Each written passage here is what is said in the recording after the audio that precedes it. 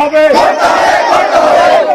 আর ধাপ্পাবাজি চলছে না, চলে ভাঙন প্রতিরোধে পর্যাপ্ত পদক্ষেপ গ্রহণ করার দাবি জানিয়ে গঙ্গার ধারে হাতে প্ল্যাকার্ড নিয়ে অভিনব প্রতিবাদ বিক্ষোভ অনুষ্ঠিত হলো মুর্শিদাবাদের শামশেরগঞ্জে। বুধবার শামশেরগঞ্জের ধানঘড়া থেকে শুরু করে শিবপুর, চাচন্ড সহ প্রায় ৬টি গ্রামের মানুষ নদীর ধারে হাতে প্ল্যাকার্ড নিয়ে প্রতীকী প্রতিবাদ করেন। গঙ্গা ভাঙন প্রতিরোধ কমিটি ও গ্রামবাসীদের যৌথ উদ্যোগে আয়োজিত এই আন্দোলন মূলত করোনা ভাইরাসের এই কঠিন সময়ে সামাজিক দূরত্ব বজায় রেখে এবং মুখে মাস্ক নিয়ে অল্প সংখ্যক মানুষ নিয়ে প্রতীকী প্রতিবাদ সভা অনুষ্ঠিত হয়। এদিন ভাঙন কবলিত এলাকার মানুষদের স্বার্থে এবং ভাঙন নিরসনে পর্যাপ্ত পদক্ষেপ গ্রহণ করার দাবি জানান সাধারণ মানুষ। উল্লেখ করা যেতে পারে, গত বছরের ঠিক এই সময়ে ভয়াবহ গঙ্গা ভাঙনে নদীগর্ভে বিলীন হয়ে যায় হাজার হাজার বিঘা চাষযোগ্য জমি, প্রায় কয়েকশো ঘরবাড়ি। ভিটেমাটি হারিয়ে এখনো নিঃস্ব হয়ে জীবনযাপন করছেন কয়েকশো পরিবার। ভাঙন প্রতিরোধে পর্যাপ্ত পদক্ষেপ গ্রহণ করার জন্য প্রশাসন কিংবা রাজনৈতিক দলগুলোর দ্বারস্থ হলেও হয়নি কোনো স্থায়ী সুরাহা। বছর ঘুরতেই ফের নতুন করে ভাঙন আতঙ্ক শুরু হয়েছে শামশেরগঞ্জের বিভিন্ন গ্রামে। তাই এবার ভাঙন প্রতিরোধে পর্যাপ্ত পদক্ষেপ গ্রহণ ও স্থায়ী সমাধানের দাবি জানিয়ে অভিনব কায়দায় প্রতিবাদ দেখালো গ্রামবাসীরা। অবিলম্বে ভাঙন প্রতিরোধের ব্যবস্থা গ্রহণ না করলে আগামী দিনে বৃহত্তর আন্দোলনের হুঁশিয়ারি দেন সাধারণ মানুষ। Bureau report, Sonarbangla news. এখানে গঙ্গা ভাঙন হচ্ছে, আগে এই চাচন্ড, লোহরপুর, সিকদারপুর, ধানগড়া মিনিমাম বসতবাড়ি থেকে 1 কিলোমিটার দূরে ছিল। ভাঙনের ফলে এখন মানে বসতবাড়ির কাছে চলে এসছে। এখন আমরা অসহায়, ঠিক আছে। এখন যদি গঙ্গা বাঁধ নির্মাণ না হয় তাহলে নিমেষের মধ্যেই আমরা তলিয়ে যাব।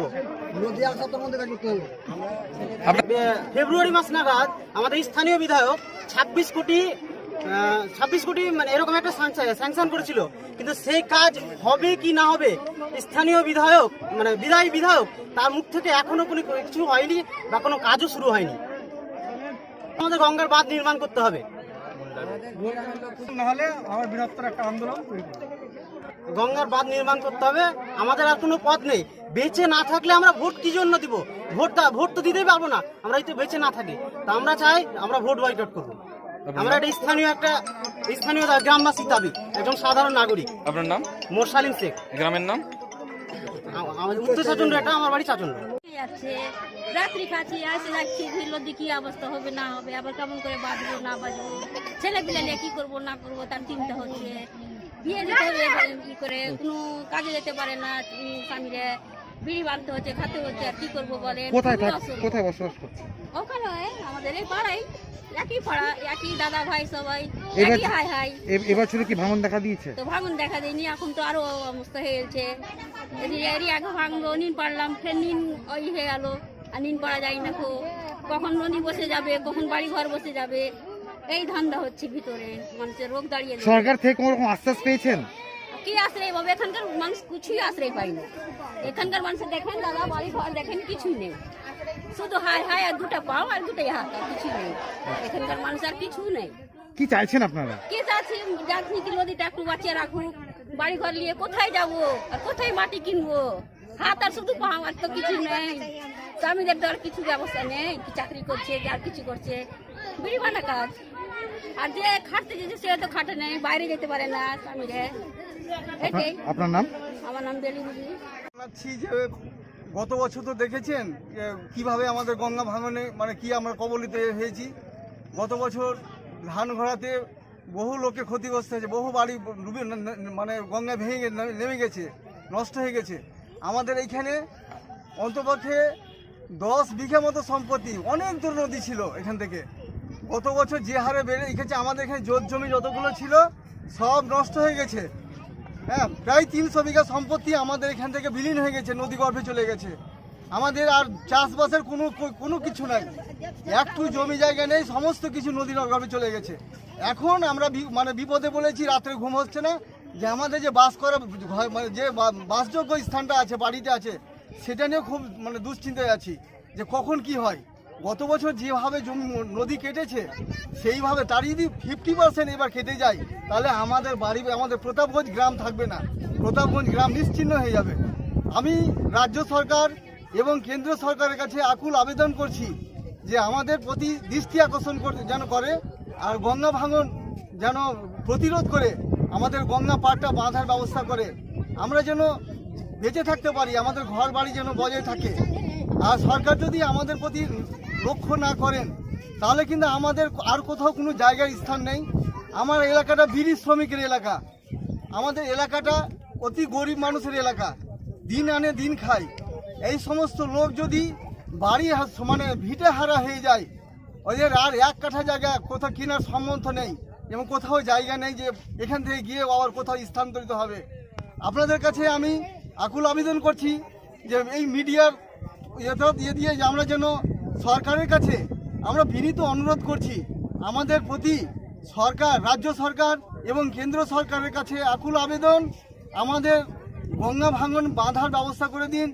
আমাদের এখানে জীবিকা যাতে মানুষ বেঁচে থাকতে পারি সেই আহ্বান আমরা জানাচ্ছি সরকারের কাছে। আমরা গ্রামবাসীর পক্ষ থেকে একটু আমাদের দিকে দেখুন, নষ্ট হয়ে যাওয়ার পরে আমরা সর্বশান্ত হয়ে যাওয়ার পরে এসে আমাদের প্রতি দেখাবে যে হ্যাঁ আমরা এলাম দেখলাম, কিন্তু ক্ষতি হওয়ার আগে, আমরা সর্বশান্ত হওয়ার আগে এখনো সময় আছে। আমাদের 300 বিঘা সম্পত্তি এলাকার লোকের চলে গেছে ঠিক আছে, কিন্তু এখন যেটুকু আমরা বাস করার জন্য বাস্তবিকটা আছি সেটুকু আমাদের রক্ষা করার ব্যবস্থা করুন প্লিজ। আমাদের আপনার নাম? আমার নাম এমডি ইব্রাহিম খলিল। এই জায়গাটার নাম? এই গ্রামের নাম প্রতাপগঞ্জ, শামসেরগঞ্জ থানা, মুর্শিদাবাদ ডিস্ট্রিক্ট। গতকাল রাত্রে উত্তরপ্রদেশের বেনারসে মন্দির নির্মাণের সময় ক্যাম্পের ছাদ ধসে মৃত্যু হয়েছে দুজনের, আহত হয়েছে অন্তত 15 জন। এই দুর্ঘটনায় যে দুজনের মৃত্যু হয়েছে তাদের বাড়ি মালদার সুজাপুরে বলে জানা যায়। বুধবার বেলা 1টা নাগাদ ফারাক্কা আসেন পরিবহন মন্ত্রী ফিরহাদ হাকিম। প্রথমে তিনি হেলিকপ্টারে নামেন, তারপর বাই রোড হয়ে মালদার সুজাপুরে মৃত দুজনের পরিবারের সঙ্গে দেখা করতে যান। আজকে পরিবহন মন্ত্রী ফিরহাদ হাকিমকে স্বাগত জানাতে উপস্থিত ছিলেন জঙ্গিপুরের সাংসদ খলিলুর রহমান, তৃণমূলের জেলা সভাপতি মৌসুম নূর, ফারাক্কার বিধায়ক মনিরুল ইসলাম সহ একাধিক বিশিষ্ট ব্যক্তিবর্গ। ফারাক্কা থেকে অভিজিৎ মণ্ডলের রিপোর্ট, সোনার বঙ্গ নিউজ।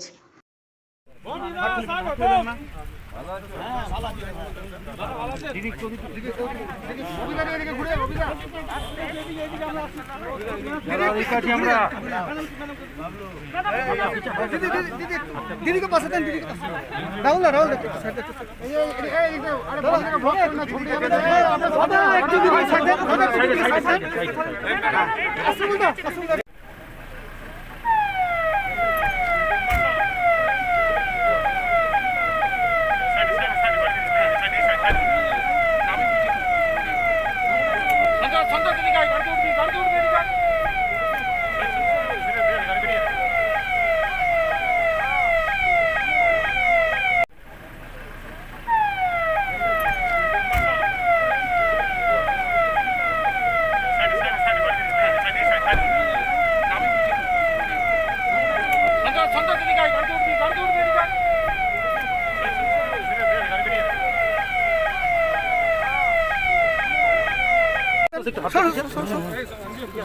হাঁটো ঢুকাও দিদি একটু দেখেন।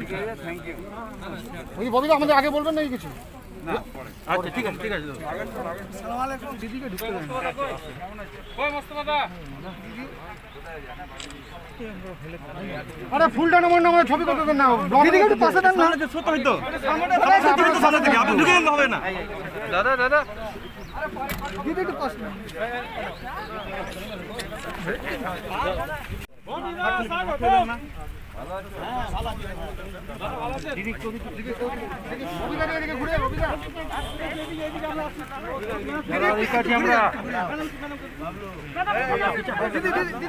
দিদিকে পাশে দেন, রাহুল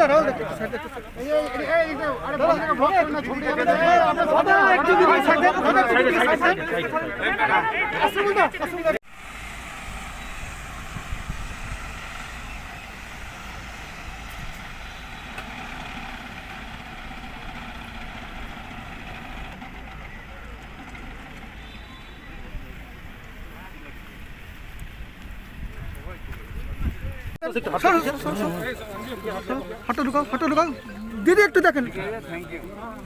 ওই ববি আমাদের আগে বলবেন না কিছু?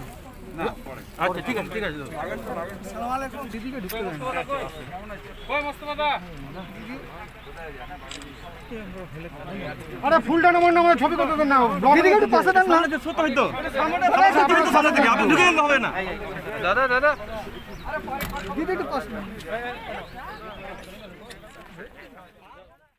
মন্ত্রী জাকির হোসেন ঘোষণা করেছিলেন জঙ্গিপুর 58 নম্বর বিধানসভার 25,000 দুস্থ গরিব মানুষদের তিনি তেল ডাল ও আলু দিয়ে সহযোগিতা করবেন। আজ সেই বিতরণী অনুষ্ঠানের শুভ সূচনা করলেন। আজকে জামুয়া অঞ্চলের বারালা গ্রামে দুস্থ গরিব মানুষদের তেল ডাল আলু দিয়ে সহযোগিতা করলেন। জাকির হোসেন ছাড়াও ওই সভায় উপস্থিত ছিলেন ব্লক সভাপতি ও মুখপাত্র গৌতম ঘোষ, অঞ্চল সভাপতি চঞ্চল নন্দী, সুতি ব্লক সভাপতি সিরাজুল ইসলাম, সমাজসেবী ইয়াকুব আলী, যুব ব্লক সভাপতি রাজা মেহেদী হাসান প্রমুখ। Bureau report, Sonarbangla news.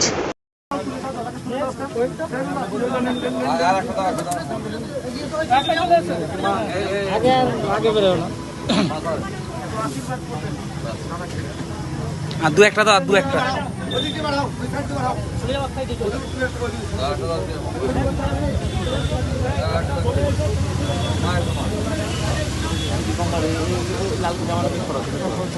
কাকে দেবে আর মা কাকে দেবে মা বলো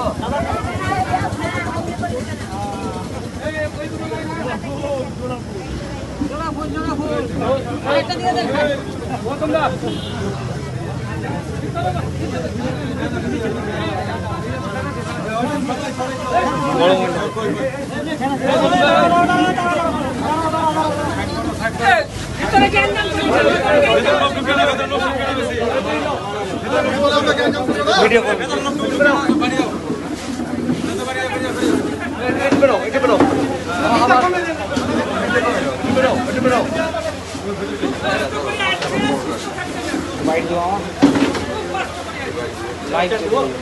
কোথা থেকে প্রোগ্রামটা শুরু হলো আজকে? আজকে জামুয়া অঞ্চল থেকে প্রোগ্রাম শুরু হলো। আমাদের মাননীয় মুখ্যমন্ত্রী আমরা দেখেছেন আমাদের জন্য রাত জেগেছিল এবং নিজ করে যে কাজ করেছে। আমরা চাই সাধারণ মানুষ লকডাউন চলছে, আপনারা একটু আলু এবং ডাল এবং তেল দিয়ে মানুষ যেন উপকৃত হয় সেটা আমরা চেষ্টা করছি। আমরা মমতা ব্যানার্জির সৈনিক এই সৈনিকদের আমরা মানুষকে অক্ষত রাখতে পারি এবং মানুষ জানাতে পারি, এটাই আমাদের কাজ। বাংলার মানুষ আজকে বিজেপিকে দেখতে পাচ্ছেন না আপনারা, আজকে সিপিএমকে দেখতে পাচ্ছেন না, আজকে কংগ্রেসকে দেখতে পাচ্ছেন না, কিন্তু আমি মানুষের পাশে বারবার ছিলাম। আপনারা দেখছেন আমি অ্যাক্সিডেন্টের পরেও প্রতিটা মানুষের পাশে আছি, মানুষের সঙ্গে কাজ করার জন্য মানুষের ভাবনাকে চেষ্টা করে যাচ্ছি এবং আগামী চেষ্টা করে যাবো। এখনো তো আপনি পুরোপুরি সুস্থ নয়, আপনি কিভাবে এভাবে? দেখুন আমি সুস্থ নয়, কিন্তু আমি মানুষকে ভালোবাসি, মানুষ আমাকে ভালোবাসে, তাই আমি অসুস্থ কারণ আমাকে চেনে নিয়ে আসছে, তবু আমি এসে মানুষের পাশে আছি। এর মাননীয় মুখ্যমন্ত্রী যে কাজ করতে পারে আমি কেন পারবো না? তাই আমি আমার মনোবল চিরদিনই ভালো এবং চিরদিনই মানুষের পাশে থেকেছি, আগামী থাকবো এবং যতদিন বাজু আমি আছি মানুষের জন্য আসবো।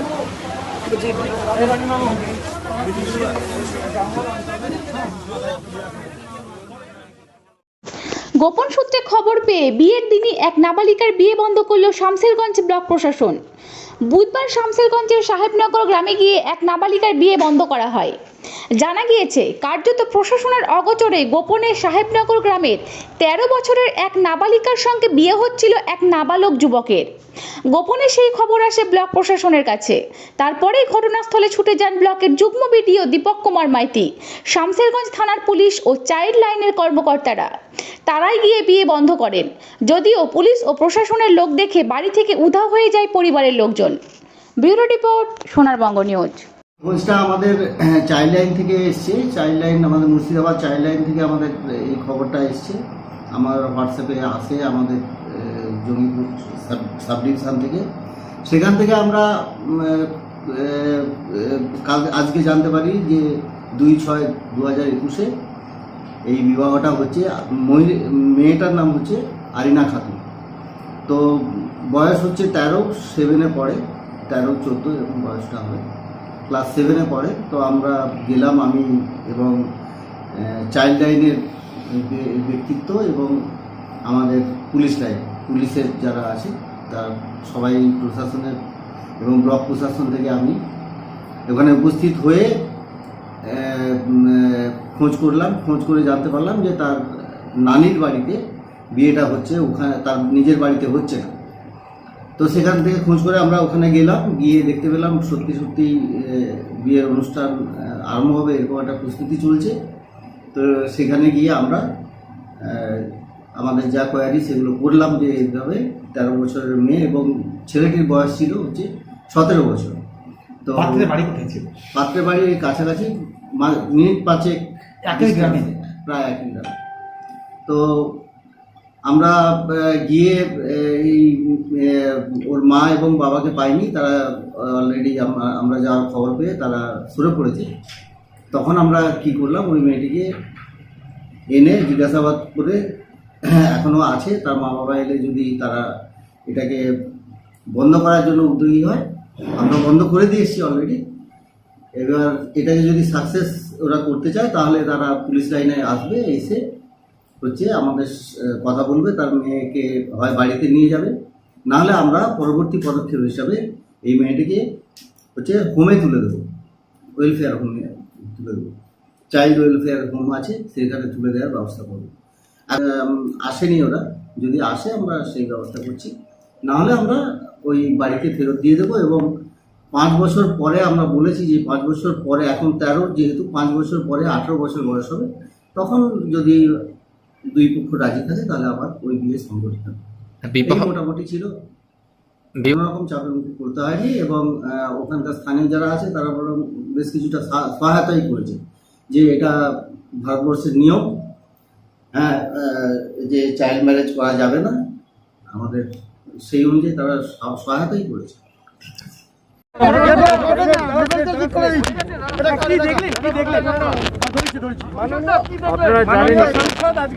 আপনারা জানেন যে ইতিমধ্যেই মমতা বন্দ্যোপাধ্যায় ঘূর্ণিঝড়ের পরে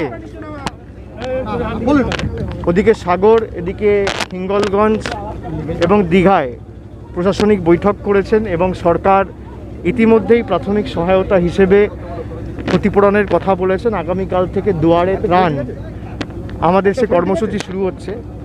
আমি নিজে আজকে এই নদীবাঁধগুলো পরিদর্শনে গেছিলাম, এরপর একটা রিলিফ ক্যাম্পে আমি নিজে যাব। এর আগে আমি পাথর প্রতিমা ঘুরেছি, প্রায় 2-2.5 ঘন্টা দক্ষিণ 24 পরগনায় ছিলাম। নিশ্চিতভাবে ক্ষয়ক্ষতি হয়েছে, কিন্তু আমার মানুষের কাছে অনুরোধ যে মানুষের জীবন আমাদের কাছে আগে। মানুষ প্রাণে বাঁচলে বাড়ির ক্ষতিপূরণ, ঘরের ক্ষতিপূরণ, গৃহপালিত পশু, চাষের জমি, নৌকা, মাছের জাল, এসব হবে। এবং সরকার সেটা মমতা বন্দ্যোপাধ্যায়ের নেতৃত্বে রাজ্য সরকার ঘোষণা করেছে, টাস্ক ফোর্সের কথা বলেছে। আগামীকাল থেকে টানা 15 দিন বাংলায় যত পঞ্চায়েত রয়েছে, পঞ্চায়েত স্তরে, জিপি স্তরে, ইভেন ব্লক স্তরেও ড্রপ বক্স থাকবে। সেই ড্রপ বক্সে যারা প্রকৃতভাবে ক্ষতিগ্রস্ত তারা গিয়ে তাদের আবেদন জানাবেন, ফর্ম ফিল আপ করে লিখিতভাবে ড্রপ বক্সে ফেলবেন। 3 তারিখ থেকে 18 তারিখ অবধি এই প্রক্রিয়া চলবে। 18 তারিখ থেকে আগামী 30 তারিখ পর্যন্ত এটা খতিয়ে দেখা হবে, পরীক্ষা নিরীক্ষা করে, যে যারা আবেদনপত্র জমা করেছেন প্রকৃতভাবে তারা ক্ষতিগ্রস্ত কিনা। অর্থাৎ সঠিকভাবে যিনি ক্ষতিগ্রস্ত, প্রকৃত যার দরকার, তার কাছেই সরকার আর্থিক ক্ষতিপূরণের টাকা পৌঁছে দেবে। এবং সেটি আগামী 1 জুলাই থেকে শুরু করে 9 জুলাইয়ের মধ্যে ডিবিটি অর্থাৎ ডাইরেক্ট ব্যাঙ্ক ট্রান্সফারের মাধ্যমে মুখ্যমন্ত্রী ঘোষণা করেছেন মানুষের কাছে টাকা পৌঁছে যাবে। কারোর যদি সম্পূর্ণভাবে বাড়ি ভেঙে থাকে তাহলে 20,000 টাকা ক্ষতিপূরণ, আংশিক ক্ষতিগ্রস্তদের ক্ষেত্রে 5,000 টাকা ক্ষতিপূরণ। শুধু তাই নয়, পানের বড়জের ক্ষেত্রে 5,000 টাকা দেওয়া হচ্ছে। ফিশারম্যান যারা মৎস্যজীবী রয়েছে, মাছের জালের ক্ষেত্রে 1,600 টাকা। নৌকা যদি আংশিক ক্ষতিগ্রস্ত হয় তাহলে 5,000 টাকা, সম্পূর্ণ যদি নৌকা ভেঙে গিয়ে থাকে তাহলে 10,000 টাকা ক্ষতিপূরণ। এছাড়া আপনারা দেখেছেন গৃহপালিত পশুর কথা বলা হয়েছে, গরু, ছাগল, বাছুরের ক্ষেত্রে কোথাও 25,000, কোথাও 30,000। পানের বড়জের কথা বলা হয়েছে। কুটির শিল্পর ক্ষেত্রে যন্ত্রপাতির কথা বলা হয়েছে, সেখানে ক্ষতিপূরণ দেওয়া হবে। যে গোডাউনে জিনিসপত্র স্টক করে রাখা হতো সেটা যদি ক্ষতিগ্রস্ত হয় সেক্ষেত্রে 10,000 টাকা দেওয়া হবে। সুতরাং সরকার বিপর্যয় মোকাবিলা দপ্তরের নোটিফিকেশন করে সেটা প্রকাশ্যে জনসমক্ষে মুখ্যমন্ত্রী সাংবাদিক বৈঠক করে বলেছে আগামীকাল থেকে শুরু হবে। এখানে যারা বিভিন্ন স্তরের জনপ্রতিনিধিরা ছিল, মন্ত্রী থেকে শুরু করে বিধায়ক, জেলা পরিষদ এবং সরকারের কিছু আধিকারিকরা ছিল। আমার যেটুকু কথা হয়েছে, আমরা চেষ্টা করছি, মুখ্যমন্ত্রীও নির্দেশ দিয়েছে যে আমাদের একটা চিরস্থায়ী ব্যবস্থা কিভাবে করা যায় এবং চিরস্থায়ী প্রতিকার। প্রতি বছর আমাদের বাংলায় কখনো বুলবুল, কখনো আমফান, কখনো ফণী, কখনো যশ লেগেই রয়েছে এবং তার মধ্যে বিশেষ করে এই জেলার 4-5টা বিধানসভা, হিঙ্গলগঞ্জ, সন্দেশখালী, বসিরহাট, মিনাখা। কেন্দ্র সরকারের 7 বছর পূর্তি উপলক্ষে বিশেষ উদ্যোগ গ্রহণ করেছে সেবার সংগঠন। তারই অঙ্গ হিসেবে বুধবার অসহায় মানুষদের মাঝে খাদ্য সামগ্রী বিতরণ করল বিজেপির কার্যকর্তারা। এদিন সুতি বিধানসভার সরলা গ্রামে এই খাদ্য সামগ্রী বিতরণী অনুষ্ঠানে উপস্থিত ছিলেন বিজেপি রাজ্য সহ সভানেত্রী মাফুজা খাতুন, উত্তর মুর্শিদাবাদ সাংগঠনিক জোনের কনভেনার ধনঞ্জয় ঘোষ, জেলার মিডিয়া সেলের কনভেনার তন্ময় দাস, সুতির প্রার্থী কৌশিক দাস সহ অন্যান্য নেতৃবৃন্দ। Bureau report, Sonarbangla news.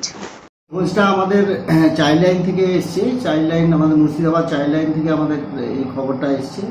আমার হোয়াটসঅ্যাপে আসে আমাদের জঙ্গিপুর সাব ডিভিশন থেকে। সেখান থেকে আমরা আজকে জানতে পারি যে 2/6/2021 এই বিবাহটা হচ্ছে। মেয়েটার নাম হচ্ছে আরিনা খাতুন। তো বয়স হচ্ছে 13, 7-এ পড়ে, 13-14 এরকম বয়সটা হবে, ক্লাস 7-এ পড়ে। তো আমরা গেলাম, আমি এবং চাইল্ড লাইনের ব্যক্তিত্ব এবং আমাদের পুলিশের যারা আছে তারা সবাই, প্রশাসনের এবং ব্লক প্রশাসন থেকে আমি ওখানে উপস্থিত হয়ে খোঁজ করলাম। খোঁজ করে জানতে পারলাম যে তার নানির বাড়িতে বিয়েটা হচ্ছে, ওখানে তার নিজের বাড়িতে হচ্ছে না। তো সেখান থেকে খোঁজ করে আমরা ওখানে গেলাম, গিয়ে দেখতে পেলাম সত্যি সত্যি বিয়ের অনুষ্ঠান আরম্ভ হবে এরকম একটা প্রস্তুতি চলছে। তো সেখানে গিয়ে আমরা আমাদের যা কোয়ারি সেগুলো করলাম যে এইভাবে 13 বছরের মেয়ে এবং ছেলেটির বয়স ছিল হচ্ছে 17 বছর। তো পাত্রের বাড়ি কাছাকাছি, মিনিট 5 একই গ্রামে, প্রায় একই গ্রামে। তো আমরা গিয়ে এই ওর মা এবং বাবাকে পাইনি, তারা অলরেডি আমরা যাওয়ার খবর পেয়ে তারা সরে পড়েছে। তখন আমরা কি করলাম, ওই মেয়েটিকে এনে জিজ্ঞাসাবাদ করে, এখনও আছে, তার মা বাবা এলে যদি তারা এটাকে বন্ধ করার জন্য উদ্যোগী হয়, আমরা বন্ধ করে দিয়ে এসেছি অলরেডি। এবার এটাকে যদি সাকসেস ওরা করতে চায় তাহলে তারা পুলিশ লাইনে আসবে, এসে হচ্ছে আমাদের কথা বলবে, তার মেয়েকে হয় বাড়িতে নিয়ে যাবে, নাহলে আমরা পরবর্তী পদক্ষেপ হিসাবে এই মেয়েটিকে হচ্ছে হোমে তুলে দেবো, ওয়েলফেয়ার হোমে তুলে দেবো। চাইল্ড ওয়েলফেয়ার হোম আছে, সেখানে তুলে দেওয়ার ব্যবস্থা করবো। আসেনি ওরা, যদি আসে আমরা সেই ব্যবস্থা করছি, নাহলে আমরা ওই বাড়িতে ফেরত দিয়ে দেবো। এবং 5 বছর পরে আমরা বলেছি যে 5 বছর পরে, এখন 13, যেহেতু 5 বছর পরে 18 বছর বয়স হবে, তখন যদি দুই পক্ষ রাজি থাকে তাহলে আবার ওই বিয়ে সংগঠিত হবে।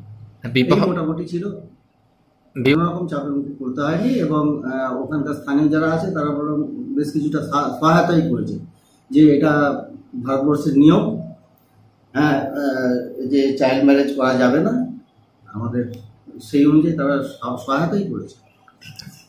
করোনা বিধিনিষেধে এতদিন বন্ধ ছিল মদের দোকান। সুরাপ্রেমীরা তাই তীর্থের কাকের মতো চেয়েছিল কবে পাবো এই সুধা। করোনার বিধিনিষেধে সোমবার কিছুটা ছাড় মিলেছে। দুপুর 12টা থেকে 3টা পর্যন্ত মদের দোকান খোলার অনুমতি রয়েছে। আর 12টা বাজতেই সুরাপ্রেমীরা উকিঝুঁকি মারছে মদের দোকানের সামনে কেউ পরিচিত আছে কিনা, কারণ সময় কম, আর এই কম সময়ে কিনতে হবে মদ, কারণ 3টে বাজলেই তো দোকান বন্ধ। অনেকদিন পাওয়া যায়নি মদ, আর এই সুযোগ হাতছাড়া করা যাবে না। তাই মদ কিনতে মদের দোকানের লাইন সুরাপ্রেমীদের। অনেকে আবার সংবাদ মাধ্যমে লোক দেখে ছুটে পালাচ্ছে, যদি তার ছবিটা ক্যামেরাবন্দি হয়ে যায়। Bureau report, Sonarbangla news.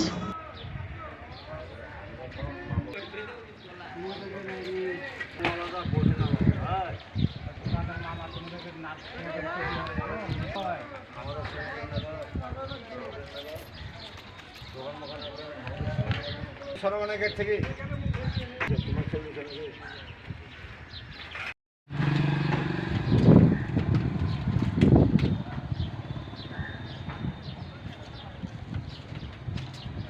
এসছে এখানে? আমি এসে পাওয়া যাচ্ছি এইখানে কি করতে? ও মদ লেবটু এতদিন বন্ধ ছিল, কি করছিল? আমার বাড়ি এখানে না, কোথায়? বাড়ি আমার মোর গ্রামে। হ্যাঁ, তো এতদিন দোকান বন্ধ ছিল, তখন কি করছিল? আমাদের গ্রামে আছে তো কাউন্টার, খোলা ছিল কাউন্টার? ওই একবেলা খুলে সন্ধ্যায় ওই ইয়াতে 10টার দিকে আবার বন্ধ। প্রত্যেক দিন? হ্যাঁ, প্রত্যেক দিন খোলে রাত্রে? প্রত্যেকদিন না, টাইম একটা টাইমের ভিতরে খুলছে। কখন? সকাল থেকে 10টা পর্যন্ত। সকাল থেকে 10টা পর্যন্ত খুলে দোকান ওখানে? প্রত্যেক দিনই খুলে? প্রত্যেকদিন তোমার নাম? আপেল বাড়ি কোথায়? বাড়ি বাড়ি আমি বললাম কোয়র কোয়র কোয়র। কি করতে এসছেন এখানে? মাল কিনতে। এদিকে এদিকে। কেন গো? একটু পড়া তো শেষ দিন না। আচ্ছা, এতদিন তো বন্ধ ছিল দোকান, হ্যাঁ, তখন কি করছিল? তখন পাওয়া যায়নি, খায়নি লোক, এখন পাওয়া যাচ্ছে, খাচ্ছে।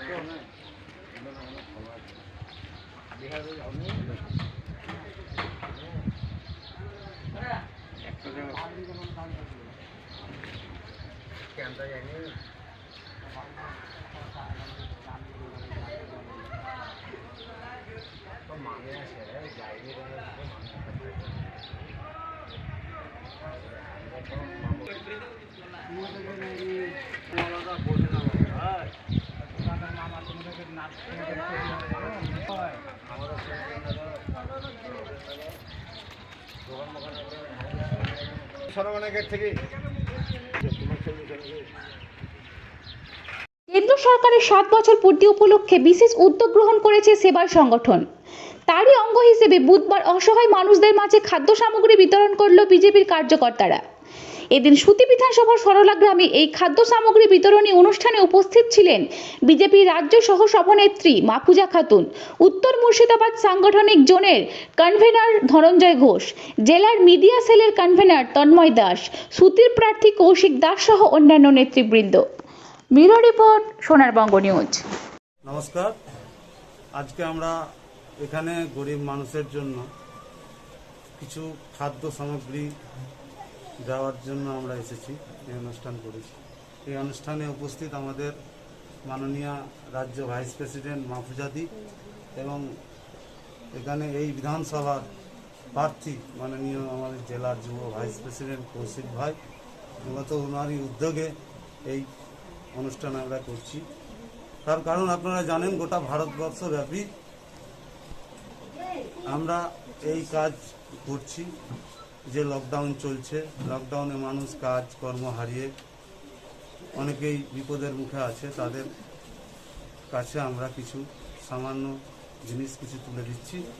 এবং লকডাউন ছাড়া আমাদের ভারতীয় জনতা পার্টির সরকার 7ম বর্ষ পূরণ হয়েছে, সেই উপলক্ষেও আমরা সেবা সপ্তাহ পালন করছি। তার জন্য আমরা এই কাজটা করছি। আর আমরা এই কাজ এর আগের বছরও, এর আগের লকডাউনে আমরা করেছি। আমাদের ভারতবর্ষের লক্ষ লক্ষ কার্যকর্তা করে থেকেছে, আমরাও সেই কাজে অংশগ্রহণ করেছি।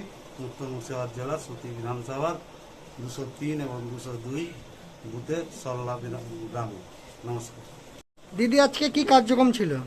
আজকে মূলত আপনারা জানেন, গোটা ভারতবর্ষ ব্যাপী আমাদের ভারতীয় জনতা পার্টির উদ্যোগে সেবাই সংগঠন তার যে সপ্তাহব্যাপী কর্মসূচি চলছে, তারই অঙ্গ হিসেবে আজকে আমাদের উত্তর মুর্শিদাবাদ সাংগঠনিক জেলার সুতি বিধানসভার সরলা গ্রামের 202 নম্বর এবং 203 নম্বর বুথে আমাদের এই যে সদ্য বিধানসভা নির্বাচন হয়ে গেল, সেই নির্বাচনে আমাদের এই এলাকার যিনি প্রার্থী ছিলেন আমার ভাই কৌশিক দাস, উনি আমাদের এই জেলার যুব মোর্চার সহসভাপতিও বটে।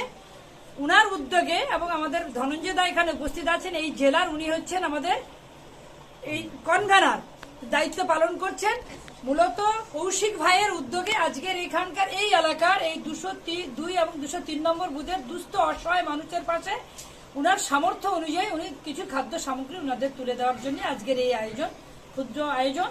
আমরা এখানে পরাজিত হয়েছি, কিন্তু পরাজিত হলেও যে আমরা মানুষের পাশে অতীতে আগেও ছিলাম, এখনো আছে এবং আগামীতেও আমরা থাকবো, এই ভরসা আমরা মানুষকে দিতে এসেছি।